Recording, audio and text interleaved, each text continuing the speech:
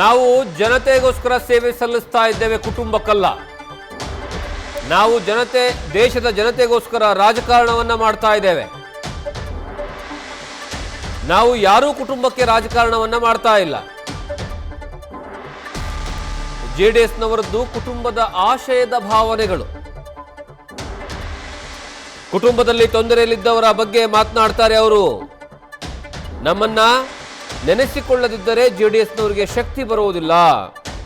ದೇಶದಲ್ಲಿ ಏನೇನು ಕಾನೂನುಗಳಿದಾವೆ ಅದು ಎಲ್ರಿಗೂ ಸಹ ಕಾನೂನು ಒಂದೇ. ಬೆಂಗಳೂರಿನಲ್ಲಿ ಡಿಸಿಎಂ ಡಿಕೆ ಶಿವಕುಮಾರ್ ಜೆಡಿಎಸ್ ವಿರುದ್ಧ ವಾಗ್ದಾಳಿನ ನಡೆಸಿರುವಂಥದ್ದು. ಅಪ್ಪ, ನಾವೆಲ್ಲ ಸರ್ವಿಸ್ ಮಾಡ್ತಾ ಇರೋದು ನಾಡಿನ ಜನತೆಗೋಸ್ಕರ, ಕುಟುಂಬಕ್ಕಲ್ಲ. ಕುಟುಂಬದ ಕೆಲವು ಅನೇಕ ಅವರ ಆಶಯ ಭಾವನೆಗಳು, ತೊಂದರೆಯಲ್ಲಿರೋರ ಬಗ್ಗೆ ಅವರು ಮಾತಾಡ್ಕೊಳ್ಳಿ.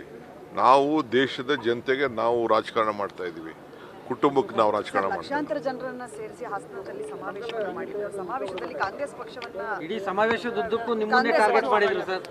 ನಮ್ಮನ್ನ ನೆನೆಸ್ಕೊಳ್ಳಿಲ್ಲ ಅಂದ್ರೆ ಅವ್ರಿಗೆ ಶಕ್ತಿ ಬರೋದಿಲ್ಲ, ಜೀವ ಬರೋದಿಲ್ಲ, ಧೈರ್ಯ ಬರೋದಿಲ್ಲ. ಅದಕ್ಕೆ ನಾವು ನೆನೆಸ್ಕೋತಾ ಇರ್ತೀವಿ.